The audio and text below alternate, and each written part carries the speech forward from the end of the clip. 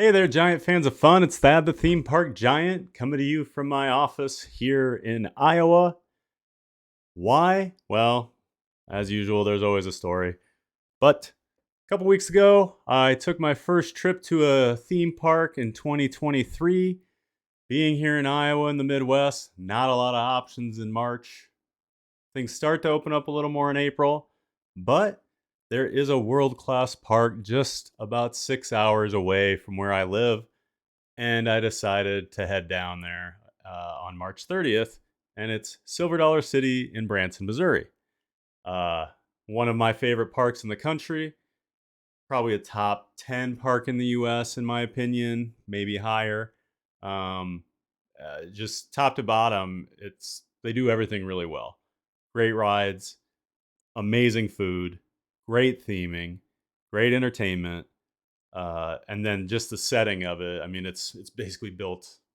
I wouldn't say it's a mountain, but a really big hill down in the Ozarks, and it is just one of the coolest settings for a park that you'll ever encounter. I've been here a few times now, just because it's not a terrible drive for me, but I hadn't been there in about 5 years. I think it was the year Timekeeper opened, so 2018 was the last time I was down there, and I wanted to get down there because I hadn't had a trip. I haven't ridden a roller coaster since like July, and I was itching for a couple days off, and so I headed down. Uh, I wanted to get this out earlier. Was gonna edit the video that night in the hotel room, and of course, I had no audio. I realized I'd filmed an entire day at the park with the mic off because I turned it off a few weeks ago when I recorded something in my studio here, and I had to turn the mic off on it because it was causing feedback with my mic I use with my computer, and I completely forgot to turn it back on. So I have all this amazing video with me not saying anything. So I guess I'll have to do some commentary. Oh well. Um, but yeah, I'm ready to go through the video and I guess give you the commentary. Barkley's ready. She didn't get to go. She's been a little bitter about it, but she wants to see the footage. So let's go check out Silver Dollar City. So here we are at the park entrance. Obviously, a very famous sign. If you know anything about parks, the Silver Dollar City sign. I think one of the cooler park entrances. Just everything about this place. I mean, it, it's immaculate. I mean, the everything's really well landscaped, really well themed. It's clean. I mean, it's early spring. Things are starting to bloom there, but like the park's so pretty most of the time. But as you can see, like here from the parking lot, like the leaves haven't grown in yet, which is actually nice, just because you don't get to see the rides very often at Silver Dollar City in the summer because the leaves grow in, and a lot of them are back in the woods, in the trees. But yeah, it's nice to actually be able to see things there because I've never gone this early in the year, so it's kind of cool. Um, Walking in from the parking lot. Luckily, you don't hear this audio because I was like, wow, it's so busy today. This is going to be miserable. It's packed. I parked way down this hill. The parking lot was packed. Like, I was so worried. You'll see, I was very wrong about that. I forgot there's like 3 or 4 more parking lots, so this was nothing. And then nice little option here since this is one of the hilliest parks you'll ever go to. I don't care what country, US, wherever, it is hilly. Um, it is a workout. But yeah, uh, coming in, you can see Wildfire from the parking lot, the B&M sit down. Probably their first really big ride they put in back in like 2001. The first reason I went to Silver Dollar City was to ride Wildfire the year it opened, and I fell in love with the place and have been back many more times. Coming up on the tram here, this is the front entrance area. It cracks me up because it was like 65 degrees that day, which compared to the weather I've been dealing with, had been dealing with, like was really nice. I wore just a polo and jeans, but a lot of the locals are just wearing winter coats and stocking caps, and I thought that was just kind of funny. Like when you see different regions like that, you know, react to the weather. Uh, Still walking in here. Haven't even got to the front entrance, but you'll see they have a ton of like water wheels. It's themed to 1883, as you can see, March 30th. They've got this cool calendar. This is after you walk in. Actually, this is right before the ticket gate. But I always love this little entryway. It transports you back to 1883. I love just all the motion they use in the parks. There's all these water wheels. There's always things moving. It's not just, this dead theming or whatever. There's always something moving. There's running water everywhere. There's waterfalls. It's just a super cool park.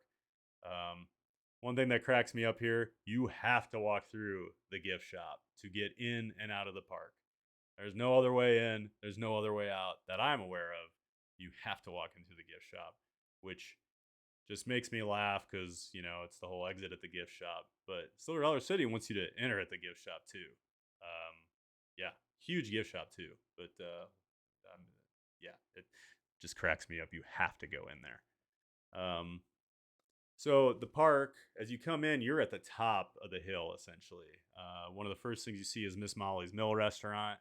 Um, I don't know now if they're doing buffet or family style. I think they made a change during COVID, but I don't know if they went back. But I've had the buffet before. It's some of the best theme park food you can have. Really great fried chicken.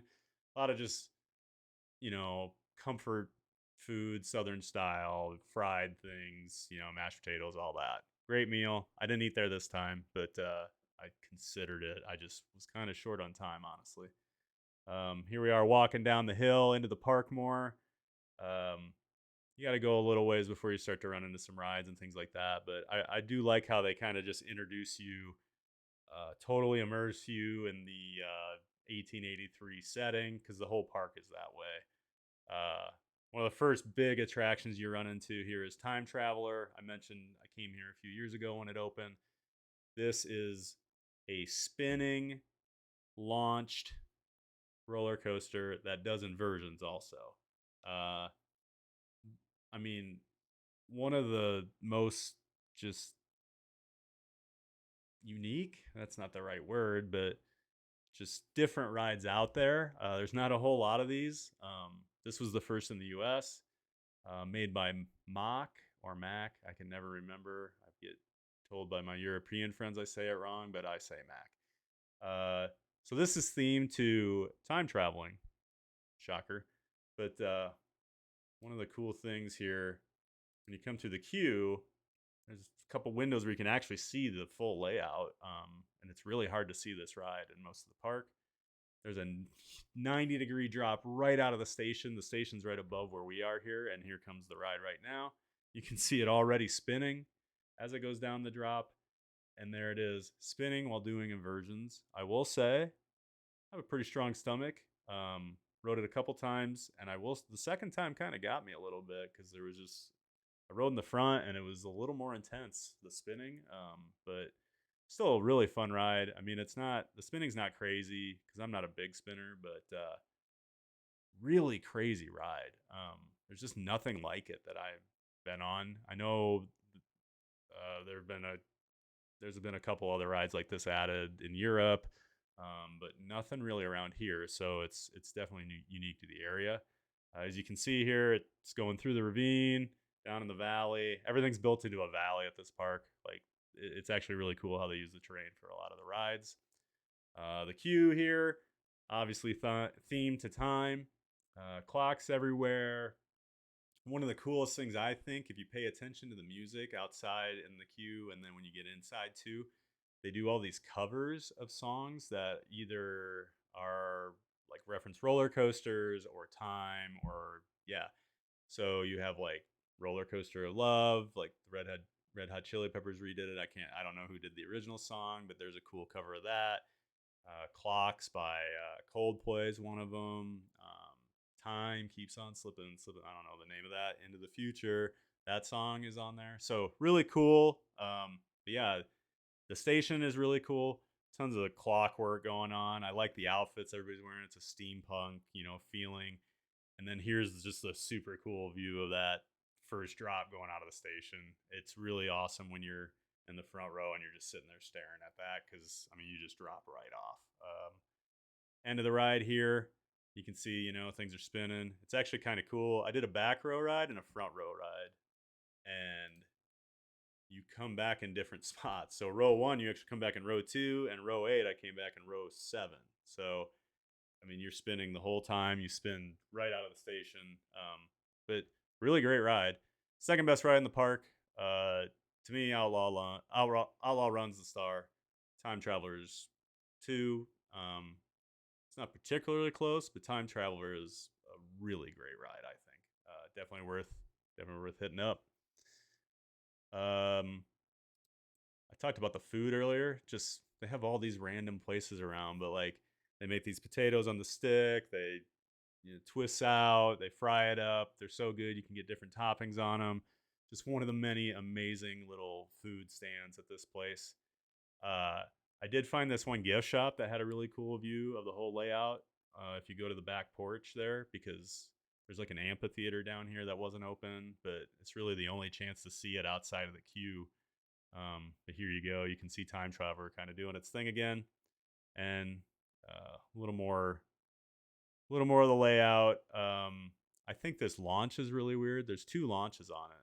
The first one, you come to a dead stop here, like we're watching, and it's like you just came out of the station, you're going, you do a few inversions, you're getting going, and then you just come to a complete stop and sit here just to get launched again. Whereas the second one, when it comes back through, you hit it as you're going, and it just speeds you up. I don't know if it's a blocking thing for multiple trains, but I think they only had two trains running. I don't know. Regardless, um, still an awesome ride. Just I don't understand that first launch why you come to a dead stop. And you can see Thunderation in the background too. That's a mine train coaster they have that I did not actually ride on this trip. It was the only roller coaster I didn't do, but it's probably one of my favorite mine rides out there. I just didn't have a chance. I only had about 4.5 hours at the park. More walking down the hill here. You'll find out everything feeds down. And at the end of the day, you've got a heck of a trek up the hill. Here's some more food down here. We've got the skillets and things like that. You'll see those all over the park. Potatoes, sausage, chicken, peppers, like they're all over the place, and like their food's just so good. I mean, it's some of the best amusement park food you're gonna find. One of the more recent rides here is Mystic River Falls. Hold on, I just had the sign up. Mystic River Falls. Cool sign. They had an older Rapids ride. I don't know if they use some of the old flume area or not, but they also built this elevator lift and like slide contraption here for the final descent. Um, like I said, it was low 60s that day. I'm not a big water guy to begin with. I'm definitely not going to ride it when it's like 63 degrees. But there were plenty of people all day doing it, and here it comes. Didn't seem like the splash was huge, so I'm sure they control that just depending on the weather. But looks like a pretty cool ride, and like the technology on the elevator lift for nerds like me, pretty cool to watch. More of this natural terrain. I don't know if that's a natural waterfall. It looks natural enough to me. They use a lot of the natural terrain, landscaping. Just such a cool park. They had this pan for gold area over there. Some kids were doing it, so I didn't film them just because, yeah. And then more of the Mystic River here. A little more of a close up. You can get right up there by one of the like arranged outdoor seating dining places. So I've got some footage there. This thing moves pretty fast from what I was watching, or at least it just looked like it. But some pretty intense rapids.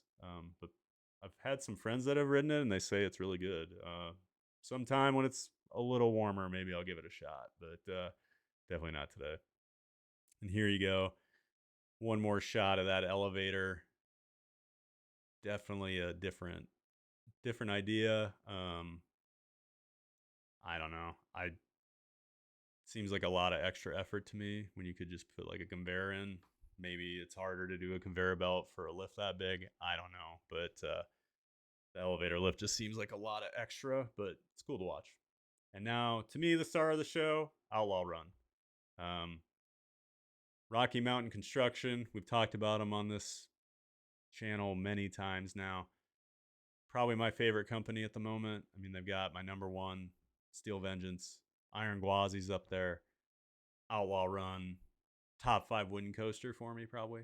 Um, Built this in 2013. It was their first custom, like from ground up roller coaster where they weren't taking an old wooden coaster and making it a hybrid.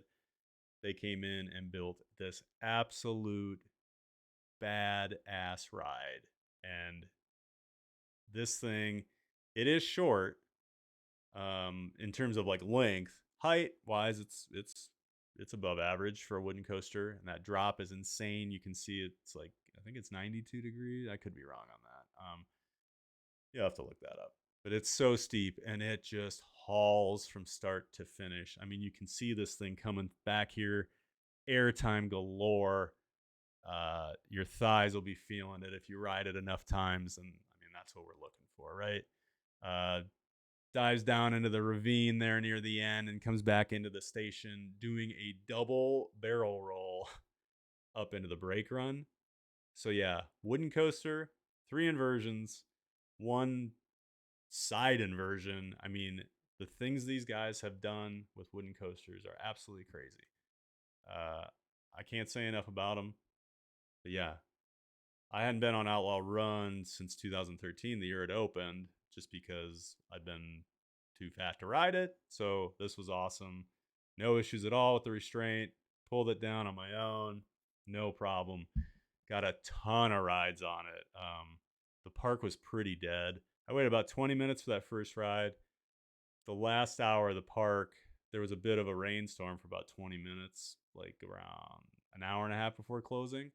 So a lot of people emptied out, and it was a no wait for Outlaw Run. They were only one and run train, but you could ride it. You had to exit off and come back through. So you basically a 1 train wait for any seat, including the front. So I got my first front row ride. I did a back row ride. I rode all over the place. Basically, till my thighs couldn't take it anymore, and I wanted to hit Time Traveler one more time on the way out. But what a great way to end a nice afternoon at an awesome park. Just marathoning one of the best wooden roller coasters in the world. Enough about that. Make sure if you're in the area and you like roller coasters and you're not going to go a lot, I mean, you got to go ride Outlaw Run. Plain and simple. It's that good. So, moving on. Back in that same area, there's a giant swing, one of the SNS swings. I love those rides, and if the line's not bad, I always ride them. And there was no wait for this one, so I did it. Super fun. Not a huge one by any means, no like crazy views or whatever, but just they're just so fun. I love those things. Uh, this was during the rainstorm. Actually, I was standing under this bridge, and a little girl was trying to get her family's attention to let them know there was a squirrel up here, and so it was kind of cute up there. So he looked like he had a nice little spot. Um, this now getting back towards one of the corners of the park where Wildfire is. That's the ride we saw from the parking lot earlier. Super cool theming on this one. Um, some scientists discovered wildfire, made this fuel that is basically afterburners. So essentially the theme of the ride is this roller coaster is rocket powered, essentially, even though it's a lift hill. But whatever. I love the theming on it. It is one of the most beautiful uh, settings for a ride. And you'll see that here in a minute. They have a really cool observation area out behind the station because, well, you'll see it. But yeah, so this is a B&M sit down. Bolliger and Mabillard. So terrible with their names. But B&M, one of the industry standards. They've been around since the early 90s. They have changed the game. We've talked about them. This was a interesting addition at the time because there just aren't many sit down B&Ms. So this is really cool. And then one thing I like to point out, just because I'm a bigger guy, so here is the test seat. So every B&M will have a test seat, no matter what type of ride it is. Inverted, floorless, sit down, hyper, they will all have them because their restraints are not always the most fat friendly for people. I struggled with the hyper coasters for years just because my thighs and my hips were so big, um, and I struggled with these as well. So if you notice here, there's these two belt buckles. Typically, you'll have just one here. This is referred to as the big boy seat. Typically, now some of the older models won't have them. Sometimes they go back and put them in, but a lot of parks don't. So you may not have this option, but on a lot of B&Ms in row 4 and 5, you'll have a big boy seat. It's usually like the second or third. It's always in the middle. It's never on the edge. I don't little rant here. Why would you stick the biggest people in the middle of the row? I will never understand that. Like you're just crushed in there between people. Why not give them the outside? Just a thought, B&M. Just a thought from a big guy. So, regardless, now I like to give actual stats on this stuff because you can read all this stuff and they say, "Oh, 52-inch chest and all this," and people, "Oh, my chest isn't 52 inches," and my waist is 42 and this and that. And it's like, well, your waist might. What's your actual belly, right? Actually, measure your stomach like all the way around. If that's over 52, you're gonna need this. You may not fit either. Just a warning. It's not just your chest, it's everything from the waist up. So 52 inches around, stomach or chest. If you're above that, you may struggle with the normal seat. You may need the big boy seat. Just something to know. That's all. As a big guy who dealt with it for most of my adult life until the last couple years, and you don't know about that stuff, I think it's really valuable. I hate that they put the test seats out in the open because I think a lot of people don't try them because it's embarrassing. But also, people wouldn't know if they were there. So I don't know what the answer is. But long story short, if you're a little bigger person, make sure you look for the two belt buckles. And some of the newer rides have them in every row. So like Hulk at Universal, I think it's 1, 4, 5, and 8. Some will throw them in every row now. Like it finally made sense. Hey, we don't need to always stick the bigger people in row 4 and 5 in the middle. One of the worst seats on a train. But boy, it's a long talk for the big boy seat. But I just wanted to explain that and give you some actual stats. Just if that's something that you're concerned about. So there's the big boy seat. I'm just showing you two belt buckles. You have to get it down. You'll feel like a click too, the final one, and then both buckles have to go in. Most parks will help you. They'll push. They'll get you in. Some won't touch you. They didn't used to. I know Dollywood didn't used to, but I did notice Silver Dollar City was pushing on people's restraints this time, so maybe they've changed that rule. But it used to always be you had to be able to do it yourself, at least at Silver Dollar City and Dollywood. More of the queue. So here's like the wildfire, containment area. I don't know, but just a quick walk through the queue. So here's the back observation deck I was talking about. You get to see the train come out of the station. I love that train, that front with the Silver Dollar City logo. I just love that color. I don't know. It just looks really good to me. So here's more of the ride. Several inversions. Pretty typical B&M. Vertical loop. Immelman. I think that's an Immelman. I'm going to get fried for that. Cobra roll, some corkscrews, pretty standard fare. If you know what I'm talking about with those things, you know what B&M brings to the table. The ride still holds up for being 20 plus years old now. Not much headbanging or anything. I thought it was pretty smooth. I rode back row. Good ride. But yeah, as you can see here on this observation deck, you get to look down. Here's the view right here. So Table Rock Lake, I believe, is down here. You can just see how high up this park is. And this is actually one of the lowest points in the park. So you just see how high up on the hill mountain it is. I don't know if they call it the Ozark Mountains or not. I should know that. Doesn't matter. I consider them like foothills. But awesome, awesome, awesome place just to stand and watch for a while. Like it's just so pretty, and like you just see there's a tons of people just hanging out here because it is a really cool observation area. Yeah, wildfire is what it is, but at the same time, if you're if you have 6 roller coasters in your park and wildfire is like your fourth best, that's pretty good. Like a lot of parks would be very happy to have something like wildfire. Is it the greatest thing ever? No, but it's a awesome addition to the park. Here's the log ride. I don't know. I just always think log rides are cool. I don't really ride them, but I think they're just fun to watch and see the splash and all that. They do call them like it's like the Ozarkian stunt crew or something. Like they have a whole theme around it that these daredevils go on this ride or whatever, which is kind of funny, with it just being a small log ride. But I'm sure that's just been theming since it opened in like the 70s. But here we are. We're at the bottom of the hill right here. And I just wanted to show at the end of the day, this is what you're facing. Like, that doesn't even cover all the hill. Like, there's so much more after this, but just know, bring your walking shoes and be ready. Doesn't really bother me anymore, but man, if you're a little older, this park will wear you out. So just be ready.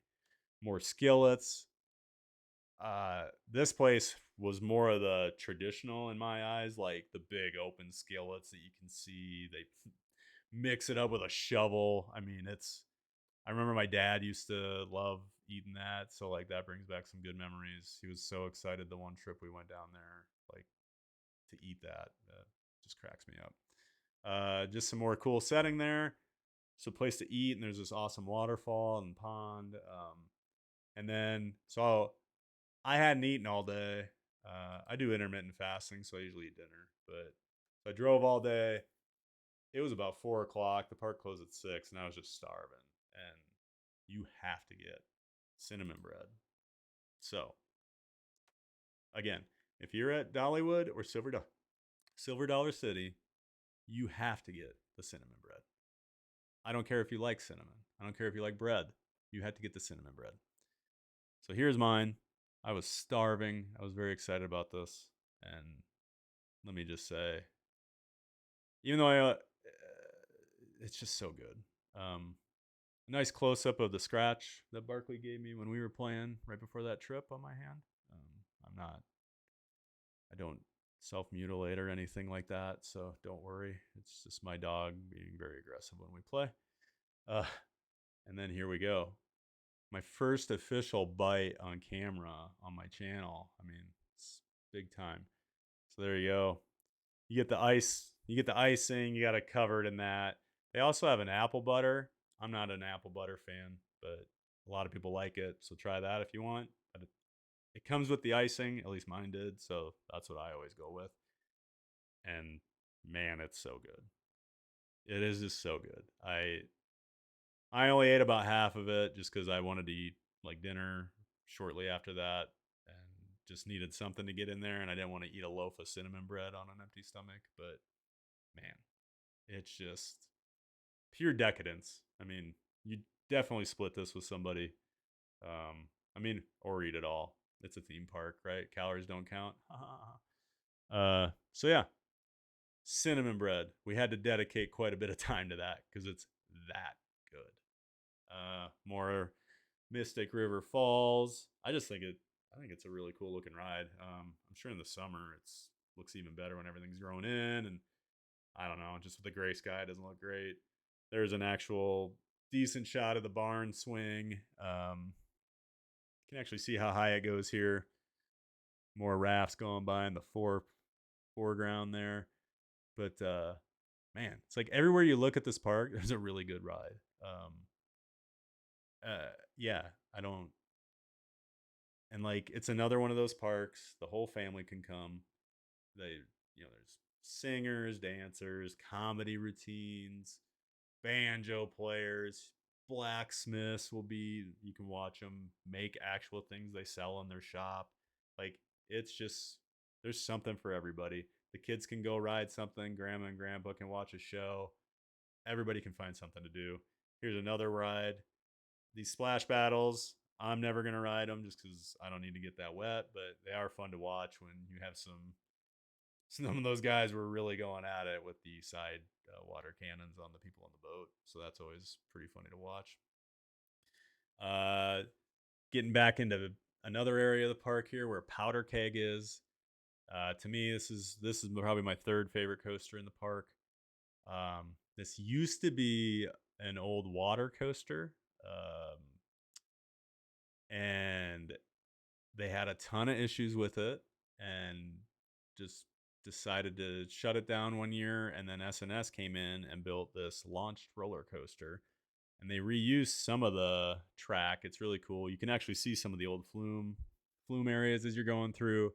Um, Ripsaw Falls was the original ride, and I actually was lucky enough to ride that when I went in 2001. So I have that credit. Pretty cool. And I have this one too. But as so it's got this air launch.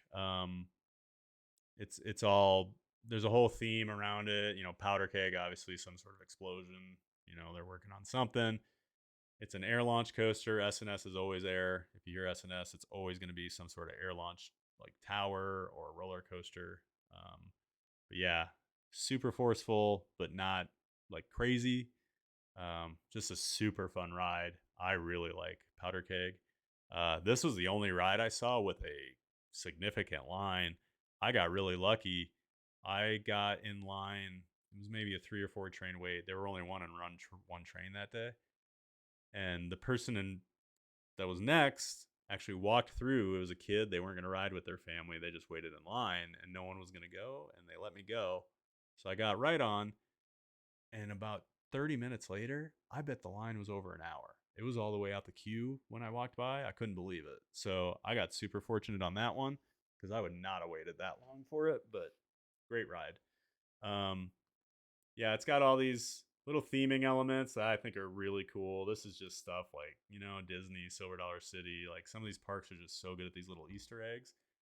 So when I said it used to be a water coaster, this was the old like flume uh, car, and they put one in the roof of the station as if it like got blown out off the tracks and like flew into the building. I just think that's really cool and just a nice little tip of the cap to the old ride. So if you're a nerd that looks for that stuff, I think that's super cool. So that's Powder Keg. And then the final ride we're going to talk about by see here I was just explaining that whole story. You can't hear it, so that's why it's taking so long. And then one of the big draws to the park this year is Fire in the Hole. You don't know what Fire in the Hole is. It's this ride from, I think it was built in 1972. It's an indoor roller coaster. It's themed to this like firefighter brigade that's trying to. There's some bad guys in town, and they're called the Bald Knobbers. That's you'll hear about the Bald Knobbers all over the place if you're in Branson. Like some of the shows, like we went to shows when I was younger, and the Bald Knobbers are a huge thing there. So the Bald Knobbers are the bad guys. They're trying to like burn the bridge. I don't really understand the story, I guess, but uh, very old school, like dark ride, kind of a ghost train and a roller coaster all in one. Some 50-year-old animatronics in there and sets, and just that old school like park cheesiness, but awesome at the same time. This is that ride. Dollywood has Blazing Fury, which is very similar. And then unfortunately, they have announced this is the last year of Fire in the Hole.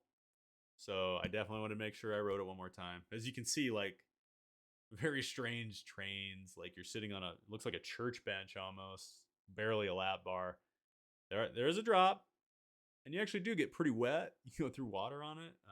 I was in the front. I got way more wet than I ever remember. So I don't know if they bumped that up this year or what. But yeah, regardless, last season they've announced it. They announced it this winter. Come ride it one more time. No one really knows what they're gonna do, but I mean, I've read zero rumors on this. I have no idea, but I cannot imagine that they're not going to just make an updated version of this that'll last another 30, 40 years. It's too popular for them to not.